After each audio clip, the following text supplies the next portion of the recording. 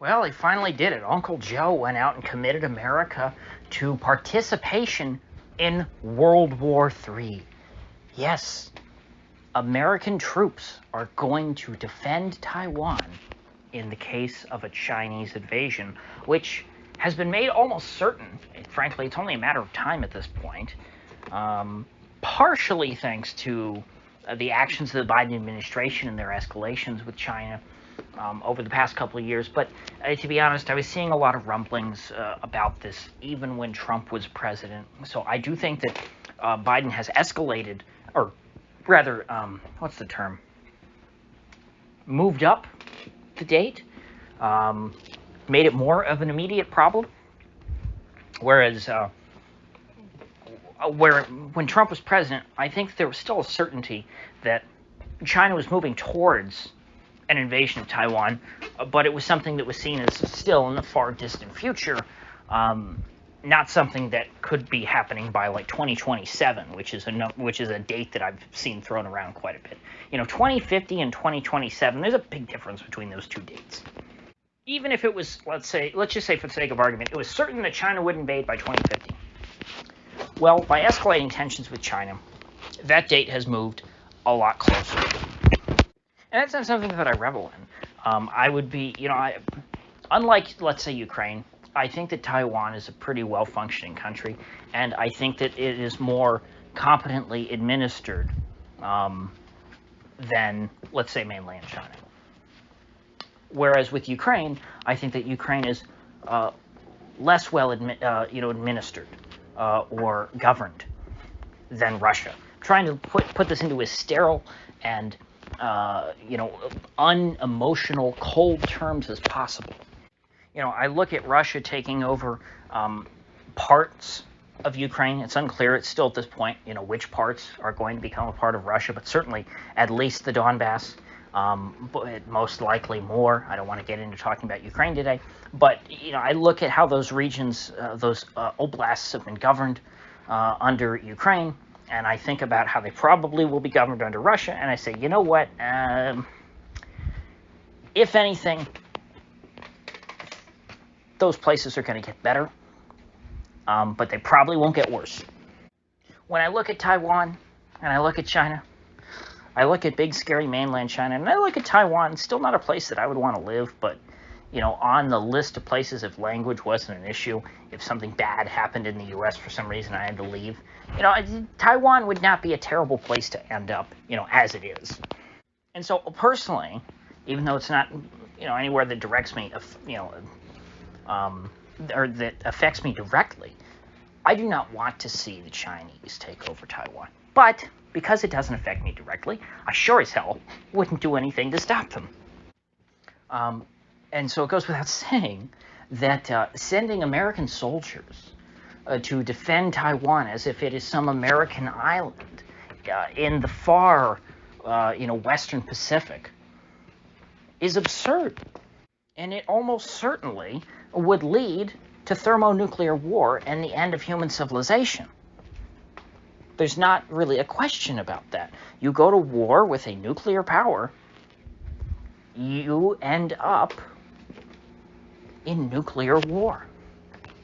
Because if the U.S., I shouldn't have to go through this, but for the folks maybe at home who saw the president's interview last night on 60 Minutes and thought, oh yeah, that's a good thing, we should defend Taiwan, because, we didn't defend Ukraine, and that was a mistake. It wasn't a mistake. I'll tell you why.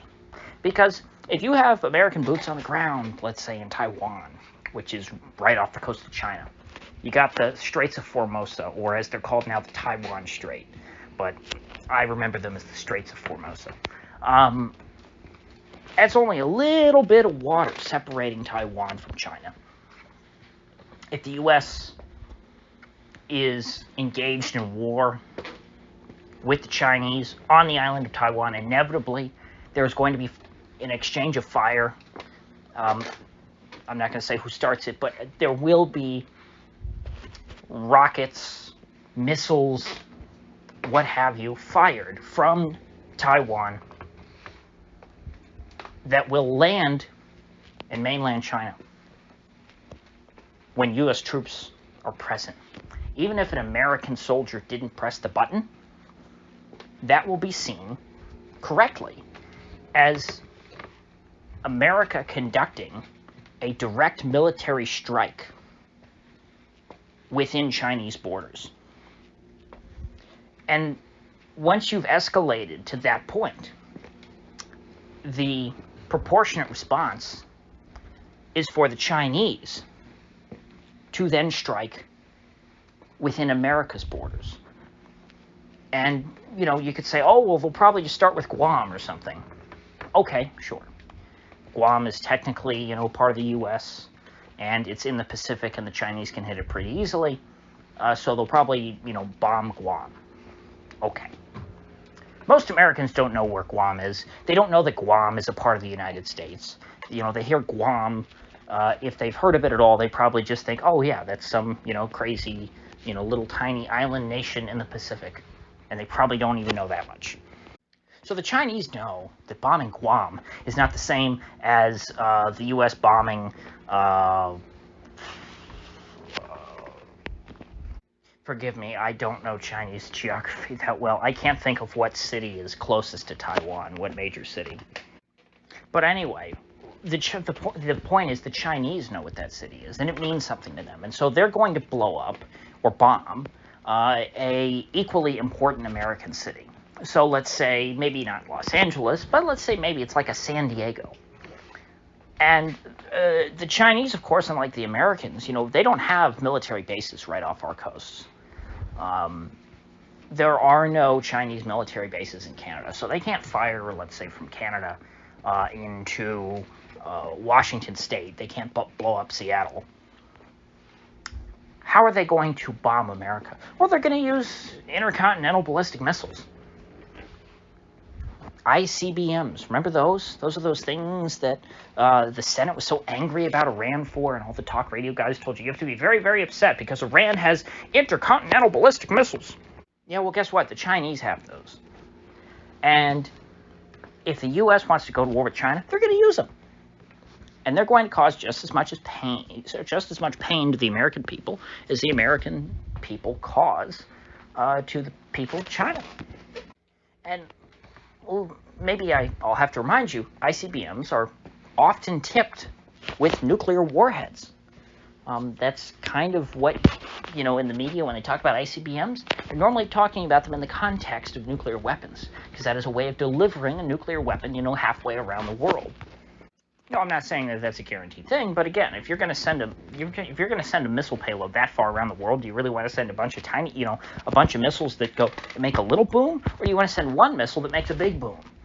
Obviously, it's more efficient to send one ICBM that makes a really big boom, and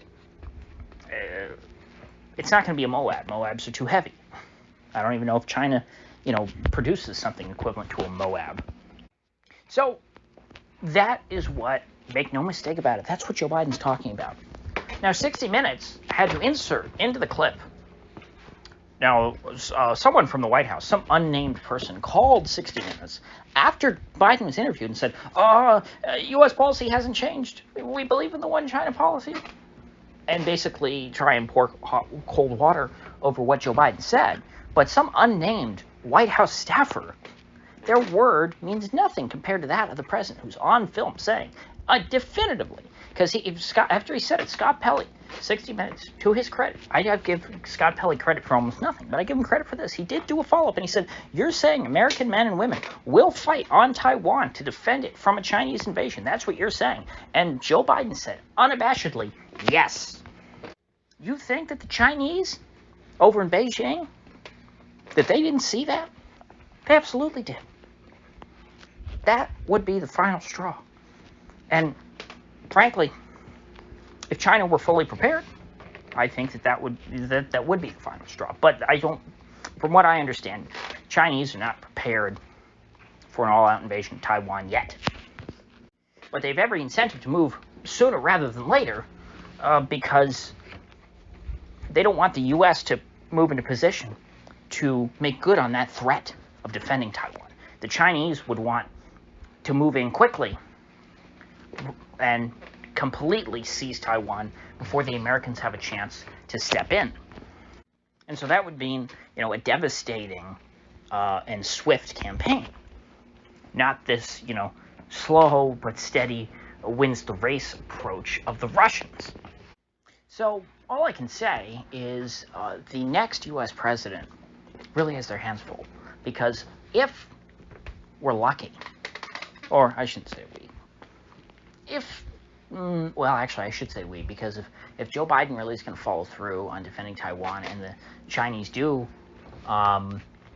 invade Taiwan while he's still president, which I don't think is, it's far from certain. I'm not so sure how likely it is. I'd say maybe 30%, 40% chance. I do think it's less than 50%, well less than 50%. It's certainly plausible, but I don't think likely. And so assuming that Taiwan has not been invaded yet, by the time that the next U.S. president comes into office, they're going to have their hands full trying to smooth things over and tell Xi that Biden was crazy and that he didn't know what he was talking about, and he had idiots around him who couldn't keep him under control and all these things. Basically, just throw Biden under the bus.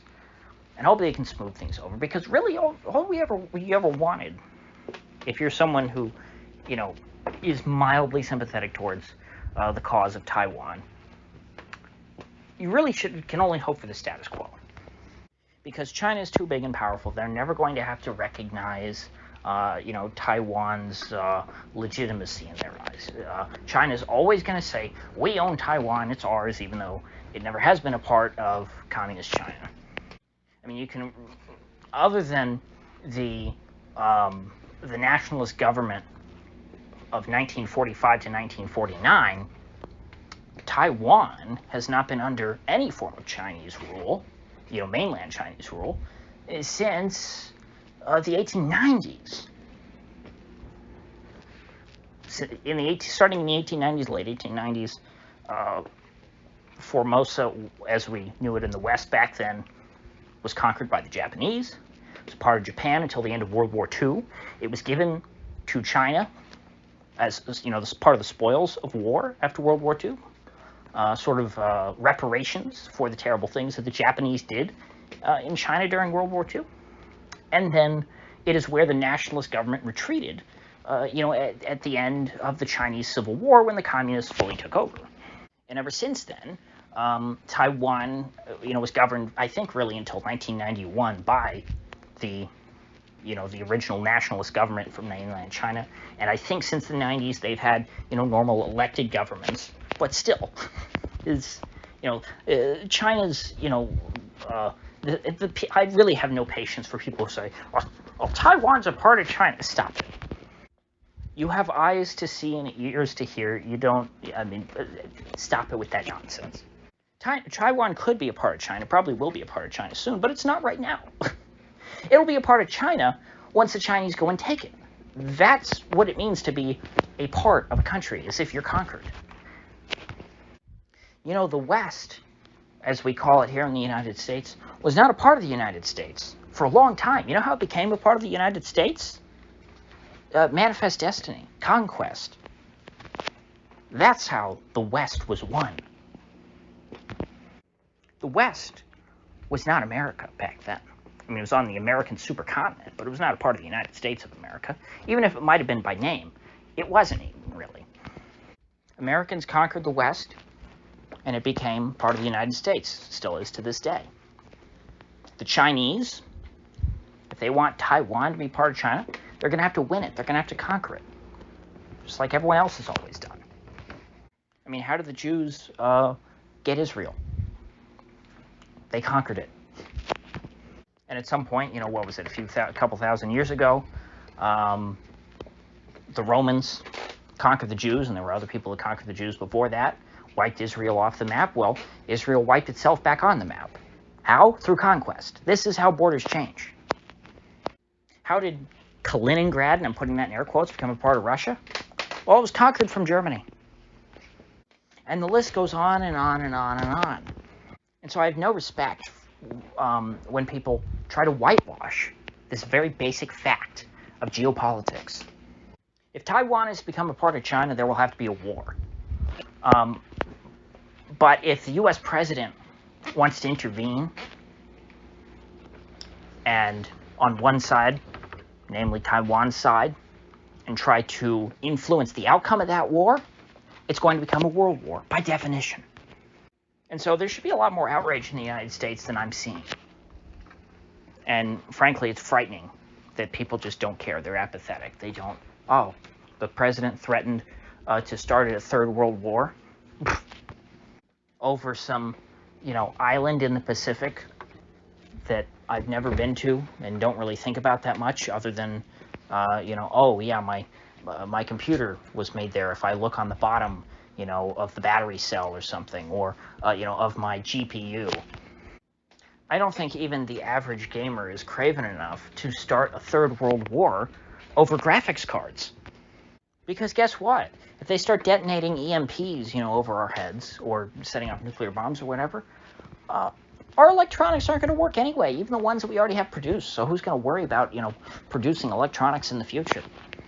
So, with that said, I will see you folks back here tomorrow.